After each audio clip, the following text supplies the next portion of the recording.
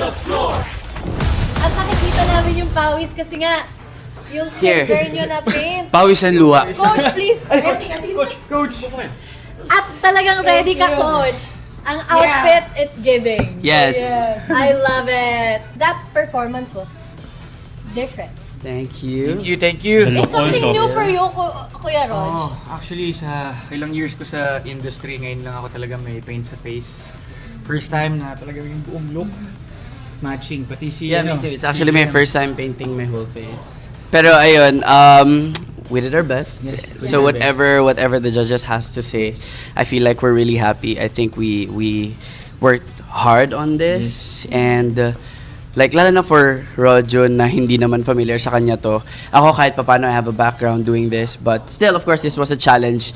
Siyempre this is a partner thing. So, thankful ako kay JM kasi talagang nandun siya to guide me and Coach April kasi hindi biro ang afro pero habang sinasayaw ako nag-enjoy ako kasi ang sarap niya talaga sayo. Yes, and syempre yes, with yes. you pa, so mas True. confident ako na nakakuha rin ako ng energy. Pero kinakabahan to guys. Before kami sumalang, asan ako, sobrang dal ko. Kasi nga, gini-GV ko na lang na before sumalang kahit medyo kabado ko. GV lang, kinakausap ko si Coach April. Coach April. Tapos, si Rojon, ganito lang siya the whole time guys.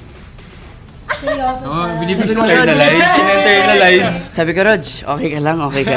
Sabi niya, hindi, okay lang ako. Double meaning, hindi okay.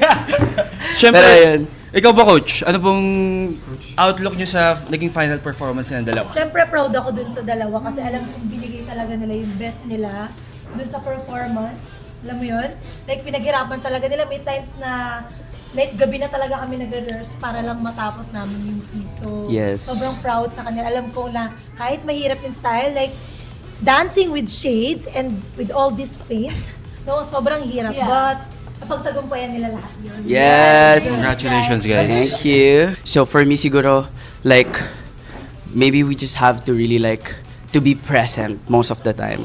Like performing. Ako siguro, para sa akin, na-enjoy ko yung dance. And wala naman talagang perfect eh. Pero para sa akin, na-enjoy ko yung dance, binigay ko yung heart ko doon. Yes. Yun yung panalo para sa akin. Sa amin. Fulfillment, no? True.